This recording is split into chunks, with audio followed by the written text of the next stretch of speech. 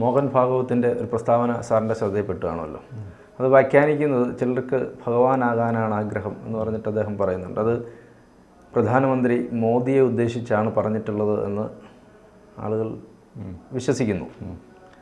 അത് എന്താണ് അതിനകത്ത് വാസ്തവം? അല്ല, RSS എല്ലാ കാലഘട്ടത്തിലും വ്യക്തികൾ വിഗ്രഹവൽക്കരിക്കപ്പെടുന്നതിനെതിരാണ്. അപ്പോൾ അവർക്ക് ഗുരുജി ഗോളുകൾക്കാണ് ഹെഡ്ഗേവാർ ആണെങ്കിലും അവർക്ക് ഓരോന്ന് ഡോക്ടർ ജി ഗുരുജി എന്നൊക്കെയുള്ള സാധനം അവർ കൊടുത്തിട്ടുള്ളൂ. അതിനുശേഷം ദേവദാസ് വന്നു, രാജുഭായി വന്നു, സുദർശൻ വന്നു, ഇപ്പം ഇദ്ദേഹം മോഹൻ ഭഗവത് വന്നു. അപ്പോൾ RSS ഒരിക്കലും ഒരു വ്യക്തിയിലേക്ക് ചുരുക്കിയിട്ടില്ല. വ്യക്തിയിലേക്ക് ഒരു വ്യക്തി കൾട്ട് ഉണ്ടായി വരുമെന്ന് തോന്നിയ സമയത്തൊക്കെ അവർ മാറി ചിന്തിച്ചു. ഇപ്പം RSSുമായിട്ട് കൂടെ ചേർന്ന് നിൽക്കുന്ന വാജ്പേയിയെ കണ്ട അഡ്വാനിയാണ്. വാജ്പേയി ഒരു കോൺഗ്രസ് ലെഫ്റ്റ് ഓറിയന്റേഷൻ ആയിരുന്നു, സോഷ്യലിസ്റ്റ് ചിന്താഗതി. പക്ഷേ അദ്ദേഹത്തിൻ്റെ ഒരു പ്രൈവറ്റ് ലൈഫ് RSSന് യോജിക്കാനേ പറ്റുന്നതായിരുന്നില്ല. അത് അദ്ദേഹം മോശക്കാരനെന്നല്ല ഞാൻ പറയുന്നത്, അദ്ദേഹത്തിന് ഒരു അഫയറൊക്കെ ഉണ്ടായിരുന്നു, അറിയാലോ. അപ്പം അത് അദ്ദേഹം വളരെ ആ കുട്ടിയെ പിന്നെ ആ സ്ത്രീയുടെ കുട്ടിയെ അദ്ദേഹം മകളായി ദത്തെടുക്കുന്നു. അവരാണ് അദ്ദേഹത്തിൻ്റെ അവകാശം. അദ്ദേഹം ഇവിടെ നമ്മുടെ എന്താണ് കുമരകത്ത് വന്നപ്പോൾ ആ കുട്ടി ഉണ്ടായിരുന്നു, അദ്ദേഹത്തിൻ്റെ സുഹൃത്തിൻ്റെ മോള്. അപ്പം അങ്ങനെ അതെല്ലാവർക്കും അറിയാവുന്ന വിഷയമാണ്. പക്ഷെ അഡ്വാനി അങ്ങനെയല്ലായിരുന്നു. അഡ്വാനി പക്ക ഒരു ഇന്ത്യൻ ആദർശ പുരുഷനായിരുന്നു. മാത്രമല്ല കുറച്ചുകൂടി മിലിറ്റൻ്റ് ആയിരുന്നു. അപ്പം ഈ കേരളത്തിൽ അല്ല ഇന്ത്യയിൽ ശരിക്കും BJPക്ക് ഒരു അടിത്തറ ഉണ്ടായിക്കൊടുത്ത അഡ്വാനിയാണ്. അദ്ദേഹത്തിൻ്റെ യഥാർത്ഥയും കാര്യങ്ങളും നിങ്ങൾക്ക് അംഗീകരിച്ചാലും ഇല്ലെങ്കിലും അതാണ് BJPക്ക് ഇന്ന് കാണുന്ന ഇത് അടിത്തറ ഉണ്ടായിക്കൊടുക്കുന്നത്. പക്ഷേ പ്രധാനമന്ത്രി സ്ഥാനത്തേക്ക് വാജ്പേയിനെയാണ് പരിഗണിച്ചത്. കാരണം വാജ്പേയി ഒരിക്കലും ആ രീതിയിൽ കൾട്ടായി മാറില്ലെന്ന് ഉറപ്പാണ്. അഡ്വാനി പെട്ടെന്നൊരു കൾട്ടാവും. അഡ്വാനി ഒറ്റയ്ക്ക് ഒരു കൾട്ടാണ്. അതിൻ്റെ കൂടെ പ്രധാനമന്ത്രി സ്ഥാനം കൂടി പിന്നെ പിടിച്ചാൽ കിട്ടില്ല. അപ്പോൾ ഇത് നിങ്ങൾക്ക് മിക്ക സ്ഥലങ്ങളിലും നോക്കിയാൽ മതി. ഭയങ്കര ഫൈബ്രൻ്റായ ആളുകൾ ഒരിക്കലും BJPയുടെ അല്ലെ അധികാരത്തിൻ്റെ നേതൃസ്ഥാനത്തേക്ക് RSS കൊണ്ടുവന്നിട്ടില്ല.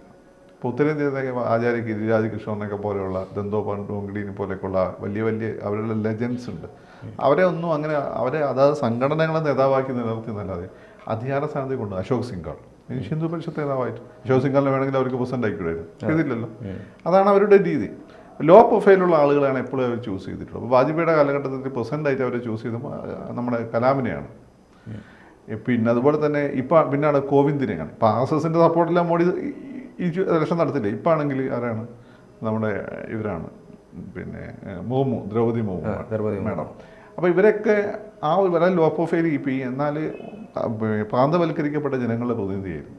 അപ്പോൾ പ്രാന്തവൽക്കരിക്കപ്പെട്ട ജനങ്ങൾക്ക് ഇങ്ങനെയുള്ള ആളുകൾ വരുമ്പോൾ അത് വലിയൊരു അംഗീകാരമാണ്, അവർക്കൊരു ഇൻസ്പിറേഷനാണ്.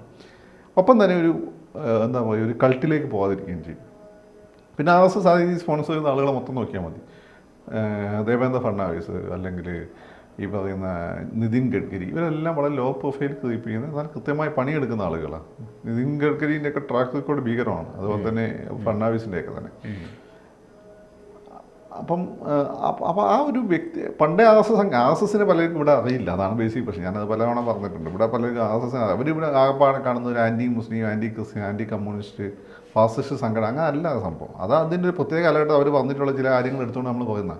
അങ്ങനെ നമ്മൾ എടുത്ത് പറയാൻ തുടങ്ങിയാൽ പല ആളുകൾക്ക് കൂടെ നിൽക്കാൻ പറ്റില്ല. പല ഘട്ടങ്ങൾ പറഞ്ഞാൽ പല കാര്യം എടുത്തുകൊണ്ട് വന്നിട്ട് ആ BJPക്കാർ മാത്രമേ RSSകാർ മാത്രമല്ല പലരും പറഞ്ഞിട്ടുള്ളത്. അതൊരു പ്രത്യേക ചരിത്ര സന്ധി പറഞ്ഞ കാര്യങ്ങളാണ്. ആ ചരിത്ര സന്ധി പറഞ്ഞാൽ അവിടെ ആ ചരിത്ര സന്ധിയിൽ നിന്ന് വേണം അതിനെ കാണാൻ, അല്ല ഇന്നത്തെ സാഹചര്യത്തിലല്ല വേണ്ടത്. അതുകൊണ്ട് RSSന് അങ്ങനെ മനസ്സിലാക്കാൻ പറ്റാത്തവർക്കാണ് ഇപ്പോൾ ഇതിലൊക്കെ ഒരു അത്ഭുതമുള്ളത്. ഇപ്പം എനിക്കിതിൽ അത്ഭുതമൊന്നുമില്ല.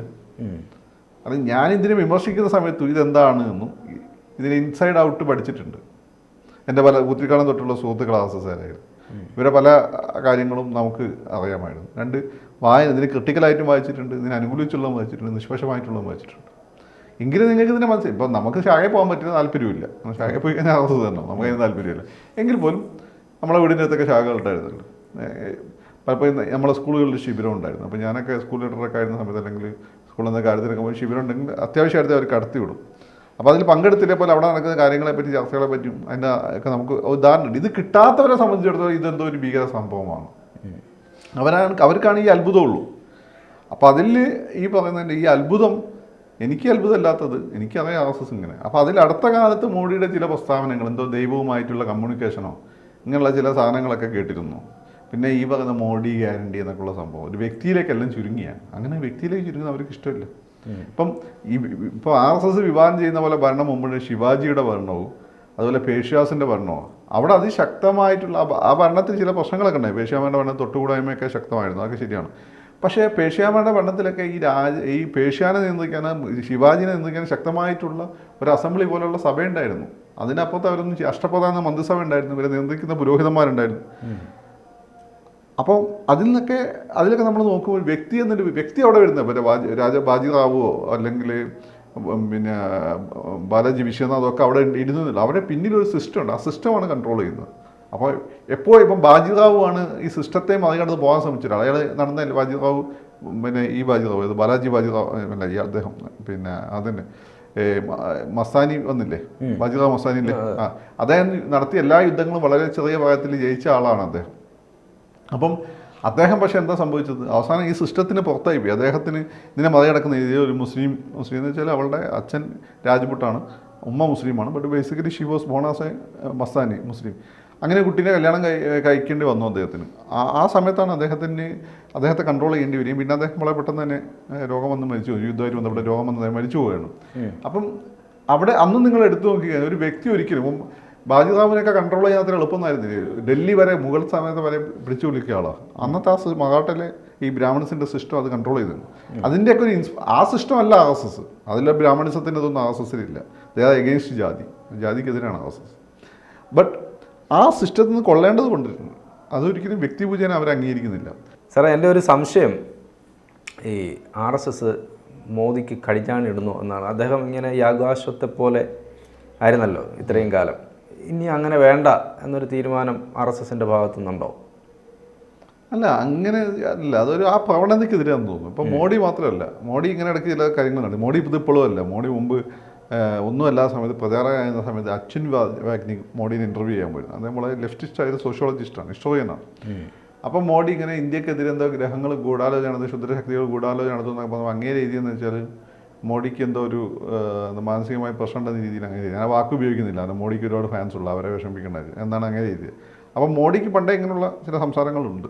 ആ സംസാരമാണ്. പക്ഷെ ഇപ്പോൾ പ്രധാനമന്ത്രി രീതി നടത്തിയ വലിയ പബ്ലിസിറ്റി കിട്ടിയെന്നുണ്ട്. അപ്പോൾ മോഡിന് ഇവരൊക്കെ ഒരുമിച്ചുണ്ടായിരുന്നല്ലേ. അപ്പം മോഡിക്ക് മാത്രമല്ല, ഇപ്പോൾ തമിഴ്നാട്ടിൽ പോയി കഴിഞ്ഞാൽ കരുണാനിധി ഫാമിലി ഇതേപോലെ ദൈവതുല്യരായിട്ടുള്ള ആളുകളാണ്. അവിടെ ദൈവമില്ലെങ്കിൽ അവരുടെ സിസ്റ്റത്തിൽ ദൈവമില്ലെങ്കിൽ പോലും, അതായത് ഈ ദ്രാവിഡ പ്രസ്ഥാനത്തിന്.